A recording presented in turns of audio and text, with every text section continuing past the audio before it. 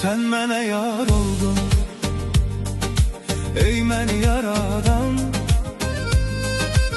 Sen hemdem oldun bizlere. Bir rüzgar kimi sovurup apardın kalbimdeki dertlerimi. Her an ümid oldun sen bizlere. Sen ey benim herkesten kıskandığım yarım.